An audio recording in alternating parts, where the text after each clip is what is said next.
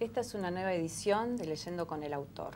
Hoy estamos con Lucila Galkin, que es abogada, especializada en Derecho Internacional Público.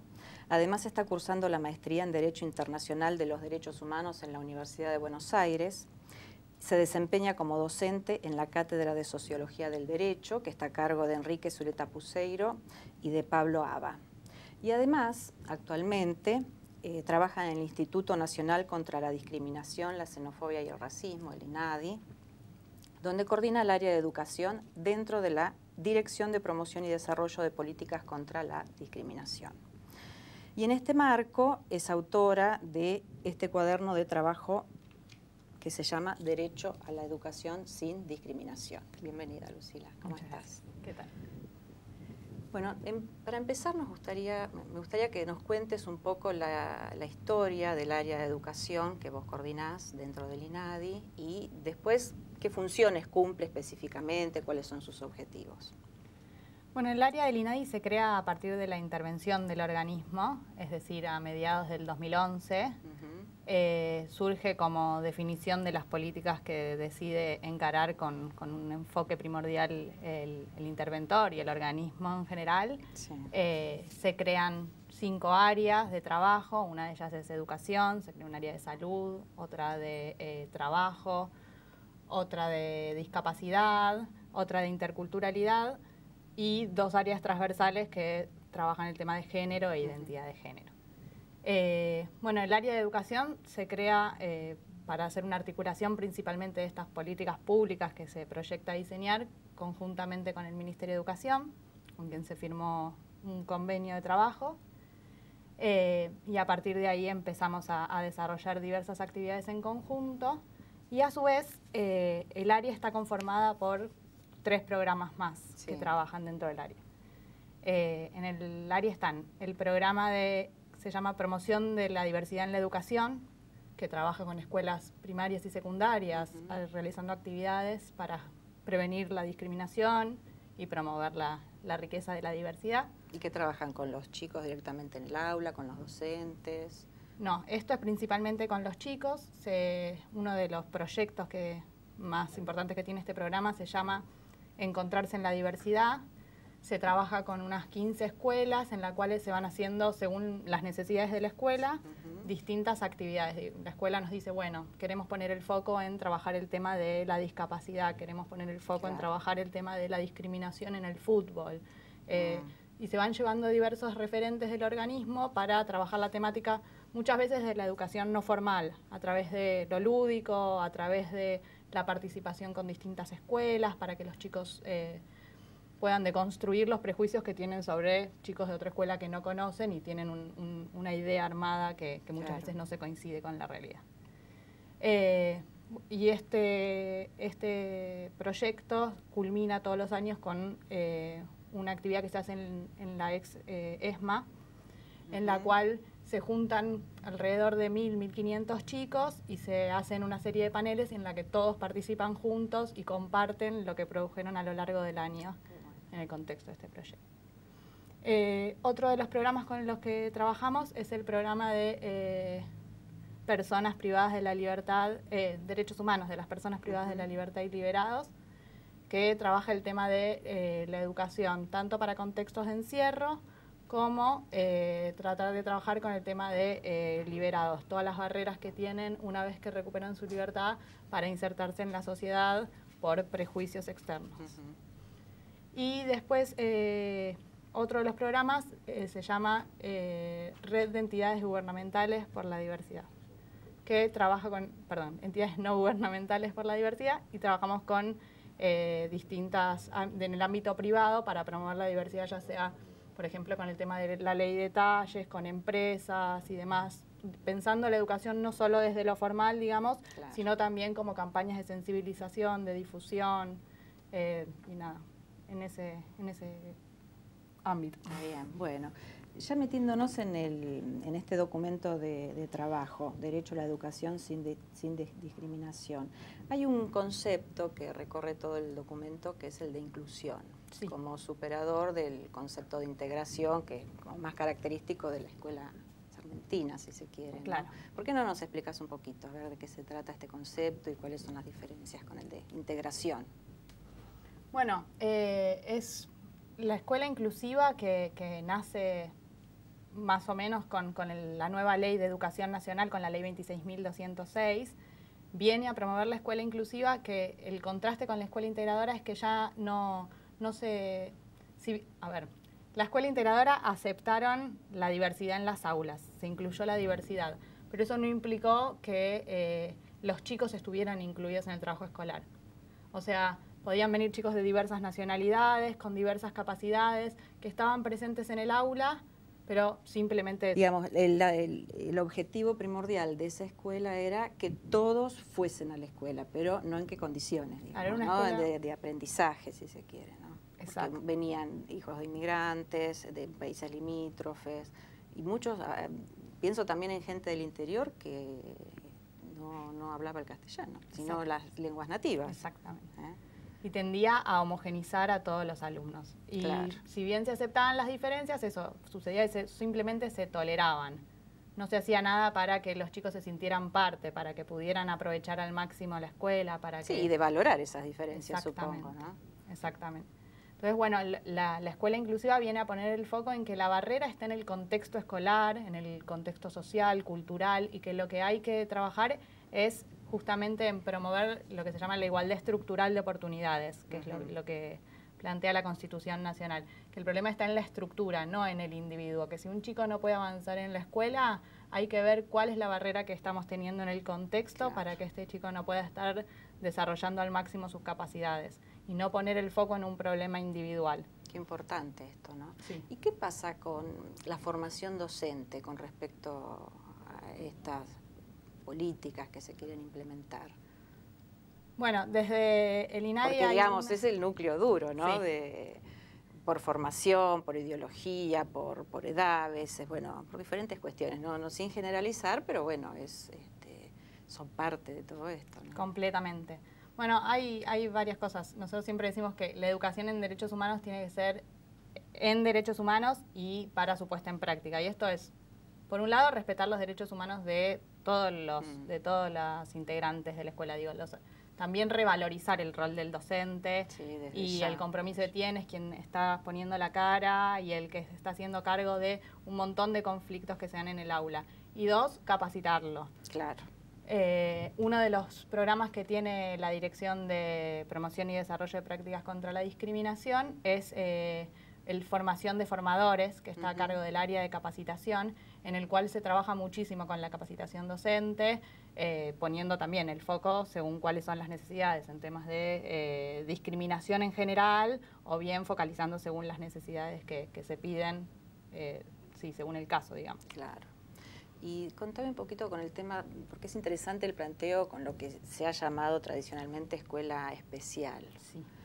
¿Cómo se piensa desde el INADI, desde las políticas que pretende implementar el INADI o formar, digamos, en esas políticas, el tema de las capacidades diferentes de los chicos que son enviados, digamos, por médicos, por otros docentes a la escuela especial?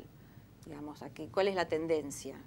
Bueno, nosotros acompañando este cambio de la nueva ley, bueno, ya no es nueva, pero de la Ley Nacional de Educación, es buscar, o sea, que solo vayan a escuela especial en un caso en que realmente se agotaron todas las instancias posibles para poder incluir al chico en una escuela convencional y no se pudo hacer. Digamos, la idea es desarrollar todas las herramientas pedagógicas, hacer las modificaciones curriculares necesarias, contar con los apoyos necesarios para que todos puedan ser incluidos en la misma escuela. Digo, si no, las barreras que se van construyendo justamente social o culturalmente respecto a ese otro que tiene otros tiempos para aprender o otros tiempos para poder comunicarse del mismo modo, sí, son cada vez mayores. Siempre decimos, si nosotros en el INADI trabajamos con gente con diversas capacidades, de diversas nacionalidades, de diversos orígenes, un montón de diversidad realmente hay presente. Y decimos, y uno tiene un prejuicio capaz con respecto a aquello que no conoce. Para nosotros es totalmente parte de nuestra cotidianeidad y todos construimos en conjunto. Digo, y esto mismo tendría que pasar en el aula.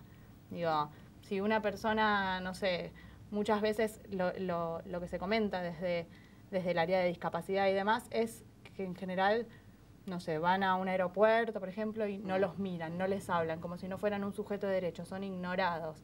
En cambio, si uno los conoce, deconstruye ese prejuicio que tiene, se da cuenta que tienen la misma capacidad que todos nosotros para comunicarse, para hablar, digo, poder corrernos del estereotipo que hay respecto de las personas con discapacidad, compartiendo el mismo espacio. ¿Y digamos, en qué estado estaría la escuela hoy día con respecto a esta inclusión de personas con discapacidad? Digamos, ¿qué avances se han hecho? Bueno, se está avanzando muchísimo, digo, hay cada vez más chicos integrados, bueno, incluidos en las escuelas comunes, por ejemplo, chicos con trastornos generalizados del desarrollo y demás, que cuentan con apoyos, se llaman maestras integradoras, que van asistiéndolos en la cursada, se modifica el material didáctico con el que se trabaja, muchas veces tienen más facilidad para leer un tipo de letra o, por ejemplo, lo que los desestabiliza muchas veces son los imprevistos. Entonces es, bueno, sabiendo eso, capaz no poner un examen sorpresa o tener una agenda de lo que va a suceder en la semana y ese tipo de cosas que los ayuden a hacer más llevadero, digamos, la cursada. Por supuesto, falta mucho para hacer todavía, pero van en esa dirección. Si una familia tiene un hijo con una discapacidad, ¿puede pedir que se lo incluya en una escuela que no sea especial? Sí, por supuesto. Por supuesto, tiene derecho a ir a una escuela común, que se llama, que no es una denominación muy linda, pero al igual que todos. Sí, ¿Y si la escuela se resiste? Y si la escuela se resiste, bueno, hay varios canales de acción. Nosotros en el INADI tenemos, por ejemplo, un área de denuncias que se trabaja mucho con este tema. Hay muchos problemas sobre todo escuelas privadas que invocan lo que se llama el derecho de admisión, con el cual nosotros no coincidimos, digamos. O sea, ningún derecho es absoluto, todos los derechos son relativos y cuando está en juego un servicio público y algo tan importante como la educación, la verdad es que el derecho de admisión queda por debajo y no se puede imponer. Digamos. Bueno, después vamos a dar en el segundo bloque los teléfonos, las vías de comunicación con el instituto. Bueno, ya venimos.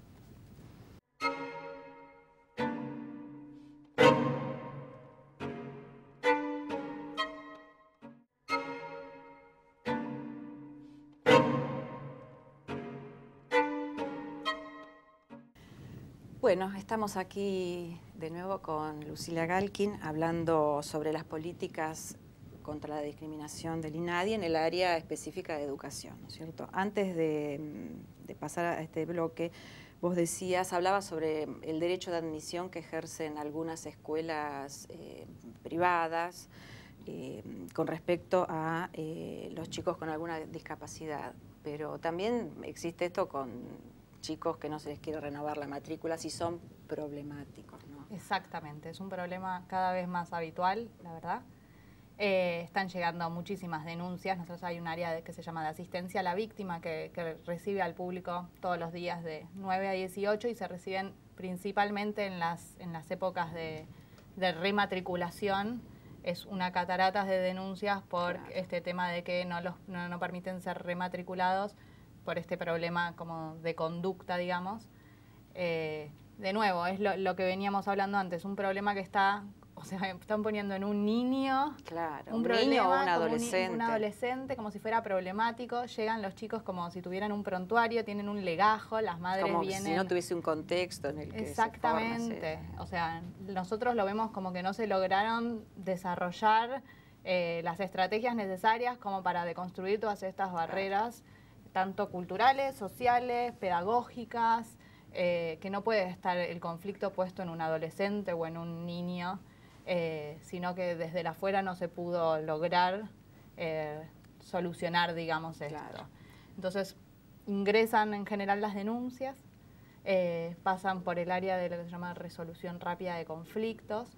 Este es un área que trata de de hablar con todos los actores involucrados para ver si se puede solucionar sin tener que constituirse como una denuncia. Claro. Se habla con la escuela, con los supervisores de área, se trata de contener a la familia que en general viene con un estado de mucha angustia, porque siente que el hijo no es aceptado en ningún lado. Y bueno, se trata de poder solucionar el conflicto. En los casos que esto no se logra, que por suerte son la minoría, se pasa a la instancia de denuncia, en la cual se hace un trámite administrativo y finaliza con un informe técnico en el cual el INADI se expide si esto constituyó o no un acto de discriminación. Ahora me gustaría que abordaras vos, desde tu saber, el tema de educación sexual en las escuelas. ¿Qué está pasando? ¿Cómo toma esta problemática el INADI? Un poco, primero que me cuentes un poco lo que está sucediendo, digamos, en qué estado está esta situación, por decirlo de alguna manera. Bueno, se trabajó mucho desde el Estado a partir de también la sanción de educación sexual integral, por la inclusión de esta temática en las escuelas. Sin embargo, todavía sigue habiendo bastante resistencia a abordar las temáticas, sobre todo en algunas provincias. Nosotros trabajamos también con editoriales de manuales escolares con las que venimos abordando esta temática de cómo incluir el tema de educación sexual integral para garantizar que llegue a todos. Digo, hay un material maravilloso que ha desarrollado el Ministerio de Educación de la Nación, que tiene un programa de educación sexual integral, que está dirigido tanto a niños, niñas y adolescentes, como a docentes, como a la familia. Hay una revista también para la familia de cómo abordar estos temas desde la casa. Digo, esto es un tema que hay que hablarlo en todos los ámbitos de la vida de los niños. Porque es un derecho humano la educación sexual. Porque todos tenemos derecho a tener las herramientas necesarias para poder decidir qué queremos hacer con nuestro cuerpo, cuáles son nuestros tiempos para comenzar las relaciones sexuales, qué elementos de cuidados tenemos que tener, qué métodos de anticoncepción existen, poder elegir cuándo formar una familia o no, contar con las herramientas necesarias para decir sobre nuestro propio cuerpo. Está bien. Bueno, te interrumpí, pero me estabas contando que algunas provincias, cómo estaba digamos, la implementación de estas políticas en algunas provincias de nuestro país. Sí, hay provincias más reticentes a abordar esta temática en las escuelas y en aquellas en que encontramos dificultades tratamos de, a través de las delegaciones del INADI, el INADI tiene una delegación en cada una de las provincias del país, poder contrarrestar, digamos, esto que sucede, asistiendo a partir del INADI, repartiendo el material del Ministerio de Educación de la Nación que a veces no llega a las aulas. Está bien. Digamos, estos temas ustedes los empiezan a trabajar desde qué nivel de la escuela, digamos, desde lo que sería el jardín de infantes, preescolar. Sí, tratamos de trabajarlo desde los primeros años. Hay varias áreas del INADI que trabajan la temática. Digamos, tenemos un programa específico, quien está a cargo es Marta Rosenberg, del programa de educación sexual integral, que da capacitaciones principalmente a los docentes en muchísimas provincias, y al mismo tiempo está el área de capacitación del organismo, que ha desarrollado un material que se llama Somos Iguales y Diferentes, que es para los primeros años de la escuela primaria y los últimos del jardín, digamos, para poder empezar a trabajar los temas de familias diversas, sexualidad, con el lenguaje correspondiente para chicos de esa edad, digamos, y con la capacidad que tienen de comprender cuál es lo que se busca plantear, digamos. Y actualmente se está desarrollando también conjuntamente con el Ministerio de Educación un material para adolescentes. Estos cuadernos de trabajo que publica el INADI, digamos, cualquiera lo puede pedir. ¿Cómo es el acceso a este material de trabajo? Sí, tenemos un área de documentación donde todo el material del INADI está disponible y se puede solicitar. Nosotros lo repartimos cada vez que se hacen seminarios o ámbitos donde creamos que puede ser pertinente, pero siempre está disponible para cualquier ciudadano. Y también están en internet, ¿no es cierto? Y también están en la página web. Sí. Perfecto, bueno.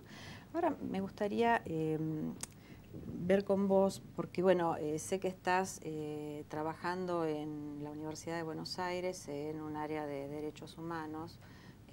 Nos corremos un poquitito del INADI, pero me parece que viene a cuento porque bueno, es un nivel del sistema educativo de gran importancia, el universitario, y no sé si la universidad tenía tradición en los temas de derechos humanos.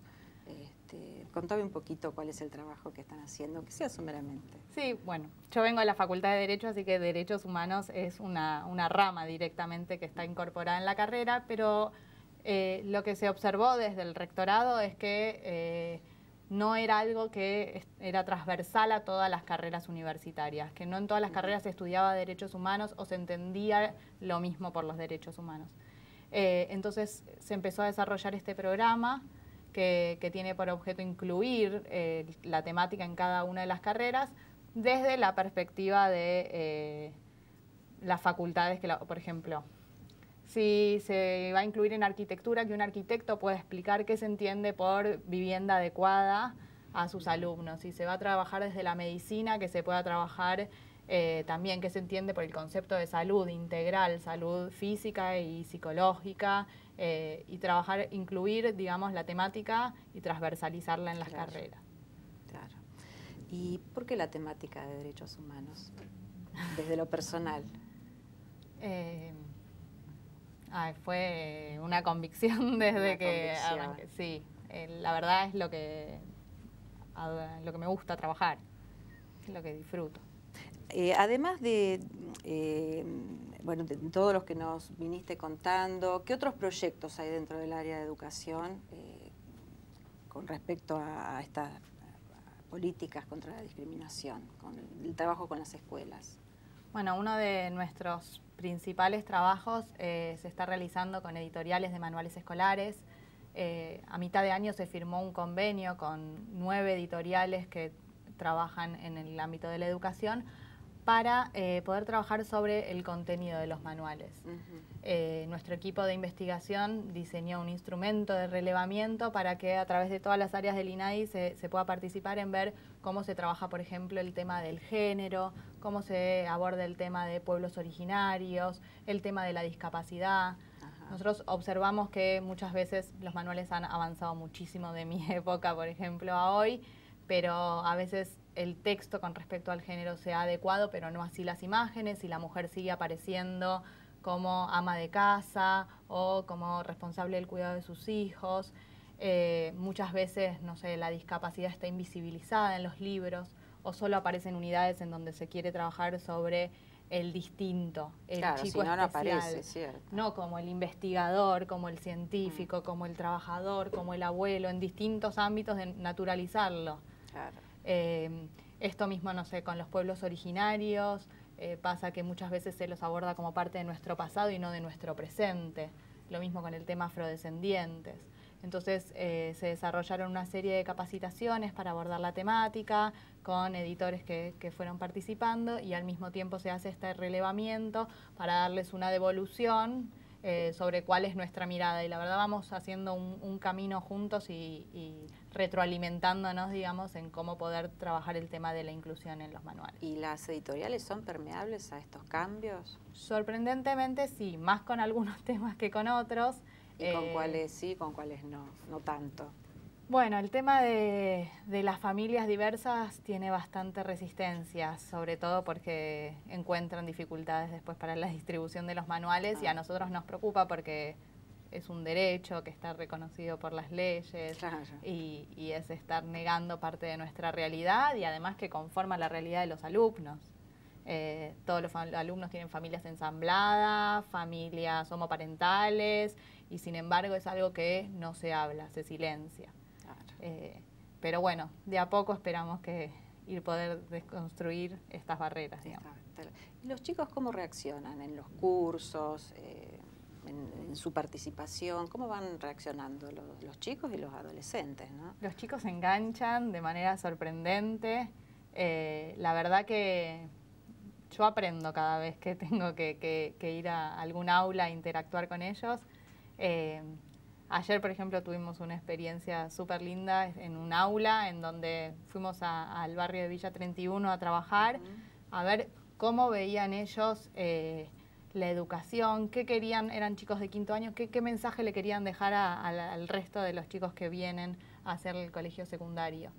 Y ellos, bueno, además de valorizarse mucho ellos como grupo y a la institución escolar, lo que veían es el prejuicio que hay respecto de ellos en el afuera.